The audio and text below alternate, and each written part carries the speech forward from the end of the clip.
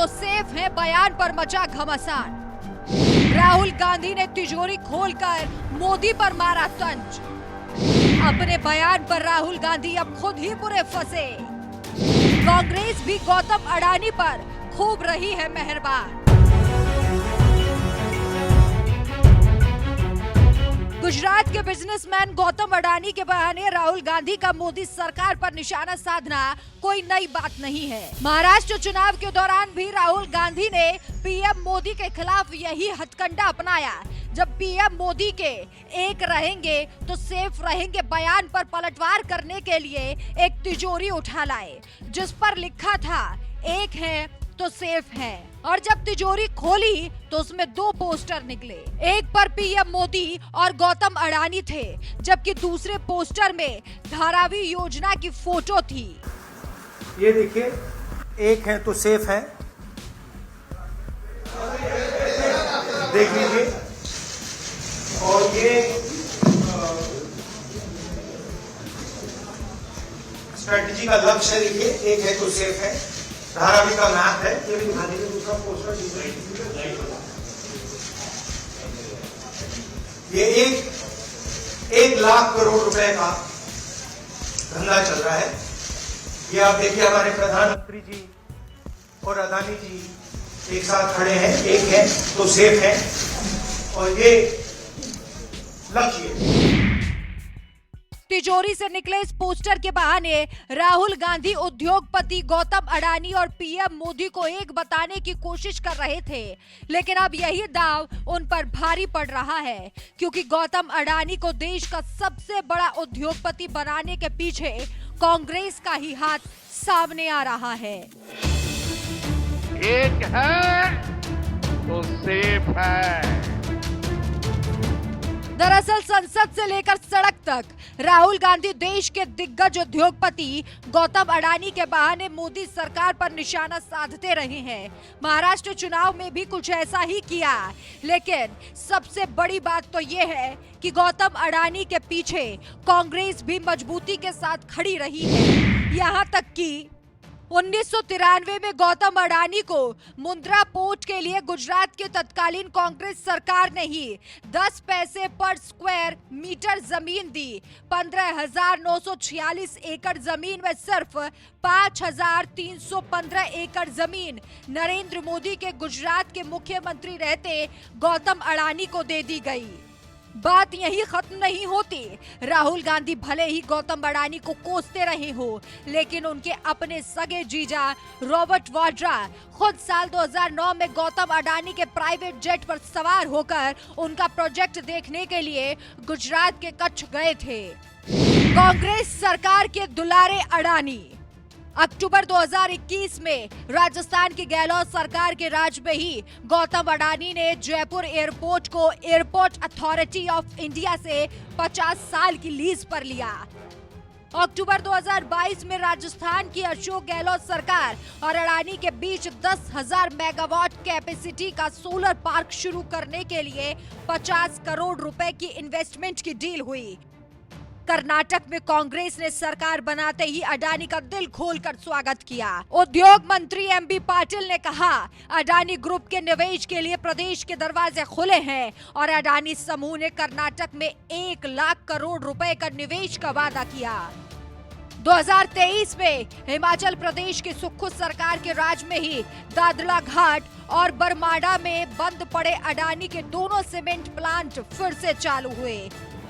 2024 में ही तेलंगाना के सीएम रेवंत रेड्डी से मुलाकात के बाद राज्य में 12,400 करोड़ के निवेश करने का ऐलान किया, जिसके तहत ड्रोन मिसाइल बनाए जाएंगे। अक्टूबर 2024 में अडानी ग्रुप ने तेलंगाना कांग्रेस सरकार को कौशल विश्वविद्यालय बनाने के लिए 100 करोड़ रुपए का दान दिया।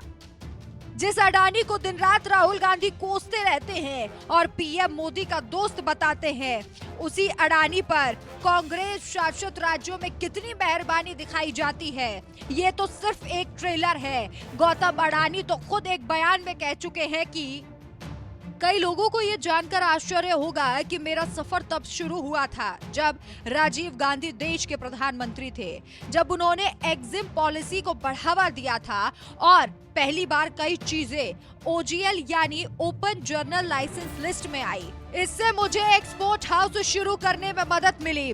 अगर वो ना होते तो मेरी शुरुआत ऐसी ना होती।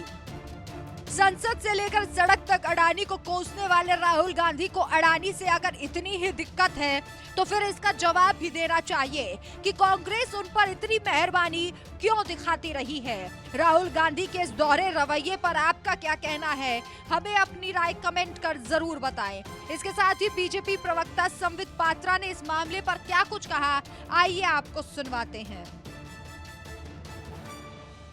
राहुल गांधी जी ने एक प्रेस कॉन्फ्रेंस किया। मैं चहेते इसलिए कह रहा हूं क्योंकि राहुल गांधी, मुझे तो समझ में नहीं आता है, मौका तो मिलता है उनको प्रेस कॉन्फ्रेंस करने का, मगर हमेशा वो कुछ न कुछ ऐसा कर जाते हैं जिससे पूरे भारतवर्ष में लोगों को हंसने का, मजाक बनाने का और खिलखिलाने का मौका मिलता है। इसलिए जो लोग दुखी भी होते हैं उनके प्रेस कॉन्फ्रेंस को देखने के पश्चात कहीं ना कहीं उन्हें लगता है कि आज का दिन हंसने का हमें एक मौका मिला है। वही पुराना टेप रिकॉर्डर है, 2-3 नाम होते हैं, उन्हीं को वो रिपीट करते रहते हैं। और मैं तो आज कहूँगा कि ये बहुत ही निचले स्तर का प्रेस कॉन्फ्रेंस था। एक तथाकथित राष्ट्रीय पार्टी के तथाकथित उम्दा नेता द्वारा इस प्रकार का प्रेस कॉन्फ्रेंस और उसमें भी एक तिजोरी पकड़कर लाना और उसके इर्द गिर्द नाटक करना, यह राहुल गांधी और कांग्रेस पार्टी को शोभा नहीं देती है। मैं कल सोशल मीडिया देख रहा था, आज भी सोशल मीडिया देख रहा था। हम सबके बहुत निकट आदरणीय बाला साहेब ठाकरे, उनके एक इंटरव्यू को हम देख रहे थे जिसमें बाला साहेब ठाकरे ने, जब राहुल गांधी के विषय में पूछा गया तो बाला साहेब ठाकरे झुंझला गए। उन्होंने कहा, अरे वो छोटा पोपट के बारे में मत पूछो, छोटा पोपट है, वो पोपट है। मैं आज इस मंच से कहता हूं और राहुल जी के भाषा में कहता हूं, छोटा पोपट ने किया है कांग्रेस चौपट। छोटा पोपट करे कांग्रेस चौपट। इस छोटे पोपट ने, जिसका नाम राहुल गांधी है, मैं तो आपसे भी कहूंगा कि आप देखिएगा आज के बाद राहुल गांधी का नाम छोटा पोपट पड़ने वाला है। और ये नामांकन कोई हमने नहीं किया है। महाराष्ट्र में चुनाव हो रहे हैं, बाला साहेब ठाकरे को हर कोई पहचानता है, आदर भी हम में से हर कोई करता है। बाला साहेब ठाकरे ने राहुल गांधी का नाम छोटा पोपट रखा है और यह नाम आज महाराष्ट्र के हर बच्चे के जुबान पे होगा कि छोटा पोपट करे पार्टी चौपट। और इस छोटे पोपट के प्रेस कॉन्फ्रेंस को हमने आज देखा है। इस छोटे पोपट के लिए मैं कहूंगा कि जाकी रही भावना जैसी, जाकी रही भावना जैसी, वो समझे सेफ का अर्थ तैसी। सेफ के 2 अर्थ होते हैं, मगर जिसकी जैसी भावना है सेफ का अर्थ उसको वैसा ही समझ आएगा। सेफ का अर्थ सुरक्षा भी होता है, सुरक्षित रखना भी होता है।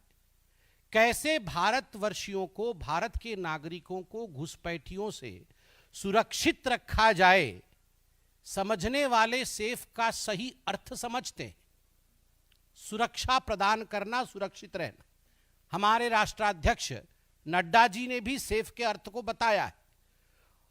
और सेफ का दूसरा अर्थ तिजोरी भी होता है, जाकी रही भावना जैसी। जो तिजोरी में सेंध मारते हैं वंशों से, दादा परदादा, दादी, पापा, मम्मी, सबने मिलके जो सेंध मारने का काम किया है, तो स्वाभाविक रूप से जब आप सेफ बोलेंगे तो आपको तिजोरी ही दिखेगा। तो तिजोरी में सेंध मारने वालों ने सेफ का अर्थ तिजोरी समझा, इसमें गलती किसी की नहीं है। ये गलती उस खानदान की है जिन्होंने बार बार हिंदुस्तान की तिजोरी में सेंध मारने का काम किया है, जिन्होंने बार बार घोटालों पे घोटाले करके हिंदुस्तान को लूटने का काम किया है, चाहे नेशनल हेराल्ड का केस हो।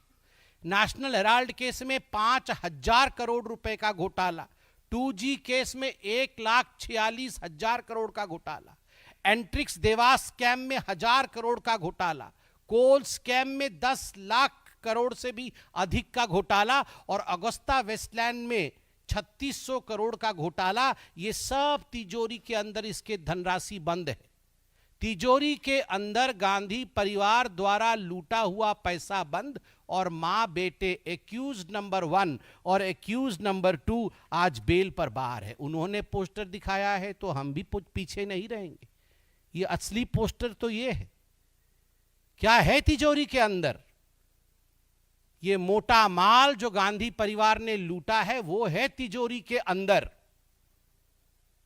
और तिजोरी के बाहर ये एक्यूज नंबर 1 और एक्यूज नंबर 2 दोनों बेल पे बाहर हैं। और दूसरा पोस्टर है छोटा पोपट कर दी अपनी पार्टी चौपट, और ये छोटा पोपट नामांकन बाला साहेब ठाकरे द्वारा किया गया है।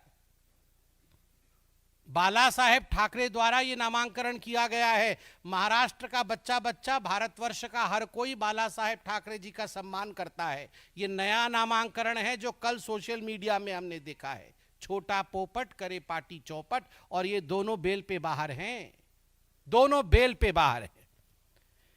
राहुल जी, आपको याद है ना 2019 के चुनावों से पहले आपने चौकीदार चोर है कह के हंगामा मचाया था, ऐसे ही ड्रामा कर रहे थे। सुप्रीम कोर्ट में कान पकड़कर उठक बैठक करनी पड़ी इस छोटे पोपट को, कान पकड़कर उठक बैठक करवाई सुप्रीम कोर्ट ने। क्षमा याचना की है राहुल गांधी ने सुप्रीम कोर्ट में कि मिलॉर्ड मुझसे गलती हो गई, मुझे माफ कर दीजिए। और यही हश्र आज फिर से होने वाला है। बंधुगण, रोज सुबह मुर्गी अंडे देती है, रोज सुबह मुर्गी अंडे देती है, और हर चुनाव से पहले राहुल गांधी मीम देते हैं। मुर्गी अंडे देती है, राहुल गांधी मीम देते हैं। इसमें किसी प्रकार का कोई संशय नहीं है।